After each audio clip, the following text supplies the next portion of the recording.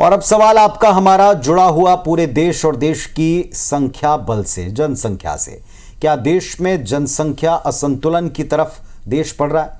क्या हिंदुओं की तुलना में मुस्लिमों की आबादी लगातार बढ़ी है?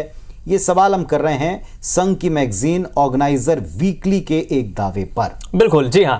ऑर्गेनाइजर ने दरअसल अपने ताजा संपादकीय में इस बात का लेख प्रकाशित किया है कि भारत में मुस्लिमों की जनसंख्या में तेजी से इजाफा हुआ है और इस असंतुलन को खत्म करने के लिए जल्द ही जनसंख्या नीति बनाकर समान रूप से लागू किया जाए। इस दावे के बाद सियासी पारा चढ़ना ही था, ऐसा ही हुआ है। क्या कहा है तमाम पक्षों ने, किसकी क्या आपत्ति है या सपोर्ट में कौन कह रहा है, देखिए जरा रिपोर्ट।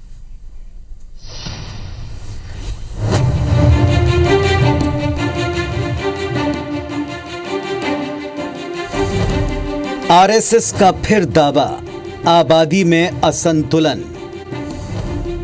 दावे पर सियासी संग्राम, जाति जनगणना की मांग। अरे 2021 का सेंसस फिगर्स क्यों नहीं अनाउंस करती है Bharatiya Janata party? Caste wise census क्यों नहीं कराती है? लोकसभा चुनाव से पहले जाति जनगणना को जोर शोर से उठाने वाली कांग्रेस ने एक बार फिर जाति जनगणना का राग छेड़ा है। इस बार विपक्ष ने ये मांग आरएसएस के नए दावे के बाद की।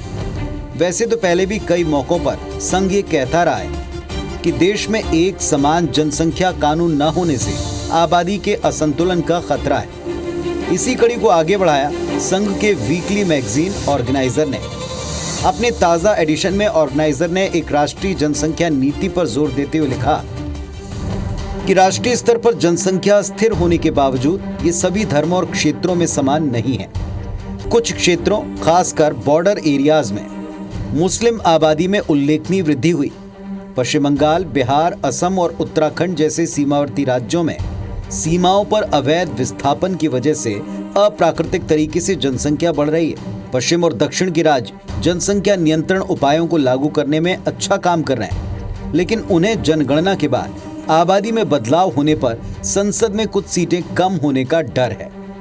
ऐसे में हमें सुनिश्चित करने के लिए नीतियों की जरूरत है कि जनसंख्या वृद्धि से किसी एक धार्मिक समुदाय या क्षेत्र पर प्रतिकूल प्रभाव न पड़े। जनसंख्या को लेकर संघ के दावे का आधार क्या है, इस पर सियासी बहस गर्मा गई।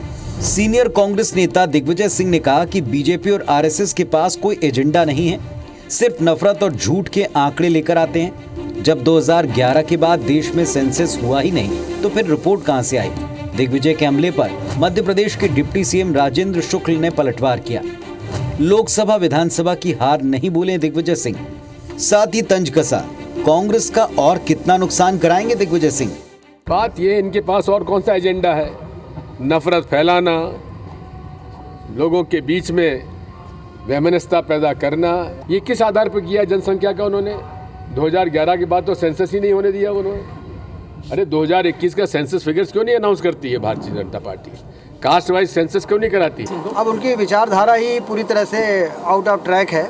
पिछले कई वर्षों से इस प्रकार की बातें करके वो सुर्खियां तो प्राप्त कर लेते हैं, लेकिन कांग्रेस का बहुत भारी नुकसान करते हैं। सियासी आरोप प्रत्यारोप से इतर जनसंख्या पर एक समग्र नीति की मांग संघ पहले से ही करता आया है। क्या वाकई देश में जनसंख्या असंतुलन जैसे कोई हालात बन रहे हैं, और अगर ऐसा है तो क्या इसके लिए प्रभावी कदमों की आवश्यकता आन पड़ी है? मुद्दे पर बहस जारी है, देखना होगा इस पर सरकार का रुख क्या होता है। Bureau report, IBC 24।